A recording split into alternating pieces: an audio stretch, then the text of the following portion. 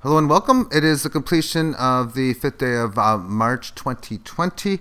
My name is Derek. This is the Money Charts channel. All bets, trades of the like, well, that's within each's own risk and their own reward. And I don't usually do stock market videos, and it's going to stay that way. However, when the story, the volatility, allocates itself towards such, and it's in that case right now, I'm going to have to do such. And the last 2 weeks have just been filled with several percentile volatile days, several hundred points each day. Today's high came in that of 671 with a low at 25,943. So 671 plus that of, and that's from the close up here. It actually closed at 27,100. It was already down a lot as it was opening. We've seen that the price has fallen. We can see that the price has fallen from near 20 or near 30,000, but 29.6 or the 296 handle down to the 247. You're looking at about near 20% of a move. Now, when I look at this on multiple time frames, the hourly time frame is going to become very, very scary. But until then, long term, a decent sized break down below the weekly chart, as we had this failed breakdown in here, and since was able to break past this resistance.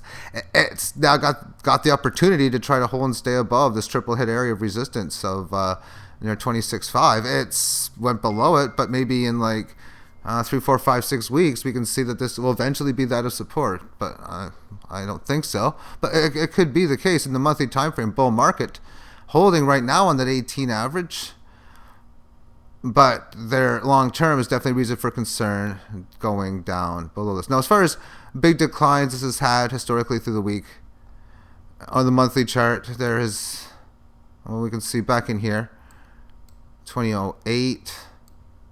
In 1987, it was more just like a little bit of a correction more than anything, because, okay, we dipped down below the lows, but it holds and stays above it. The lows that it supports, not only does it hold, it doesn't even test that area since it. A couple periods later, it went above it and then just continued its uptrend. The amount that it lost was like a year and change, and it took about that same amount of time to get it back. Other previous big declines that it's had, a little bit here, a bit of a failed breakdown. This is like the silent crash of the 1970s. Before that, we can see that the big one, that was like in the 1930s. But, well, that's all just the whatever, the monthly long-term kind of stuff. And it's overextended, of course. Where did we come from last? That's between 11,000 and 13. So that's where and I've done videos before, Fibonacci, that would coincide with those numbers as well.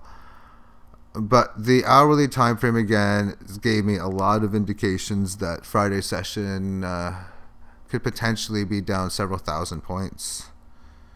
And that's in probably the worst case scenario.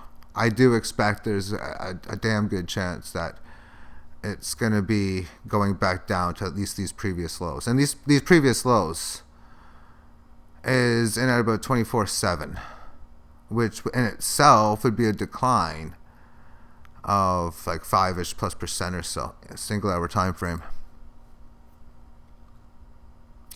So from before this even happened, market was just doing its normal uptrend stuff. We had a little bit of selling, but you know what? Markets always go through these little bit of corrections. All this one was 293 down to 282 or so. So that's like 12 basis points. That's like 4-ish, 5%. Yeah, decent correction, but it regained everything back, piercing above the previous high. And then it all started in here, breaking down, of course, decently, and it never even was able to come up to this 18 average, and like all these lower highs, lower lows, just a lot of them. And then we can see how within the Fibonacci lines that I drew in, it got by the 23.6 and then to the 38.2. Didn't really do much above that. And then this is where, to me, it got very interesting, because we come down, find support at this, and close the March 3rd day near the lows, but we rally to start the day, gap open, and it just rallies all day. When you think of the up move for that day, 259 was where it closed, or before, and then the next close was 271. So that was like a 4 or 5% up day. But then as we gap open today and within this hourly time frame, within this newly rising 18, as it's attempting to hold, and it just does a weak job all day in holding that. So from the situation of having this key low, which is this one in here, to this high, come back down here, make the higher low. Okay, with the 18, that's great. That's both bullish and bearish to make this play. Starting to break out. So now that we break out to reach previous high, now it's important to really hold in this previous like 61.8, this resistance in here. And it didn't do that, as this area here was showing weakness the rest of the day. We have this red candle down at this 11:30 hour stamp, which is odd. It starts at the 30, but it is what it is. And then just the continuation down. Yeah, a little bit of a green candle in the day, but with this newly declined, this is showing me that this is a failed move, and I wouldn't be surprised if this is just that failed little rally from point A high, point B low. It's correctionary rally, and then now we're going to make a new lower low. That does seem as if that is what's in store. As we can see again on the 15-minute time frame, as it gaps lower, comes into this newly rising, declining, and then it was resisting it all day.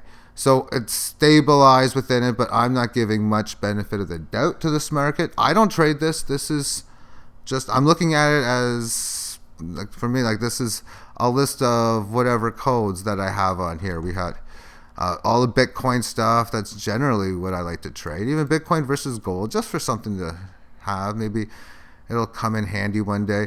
Gold's been doing well if you're unfamiliar with such, but it's just a metal. I mean, it's not like it's a piece of paper or anything.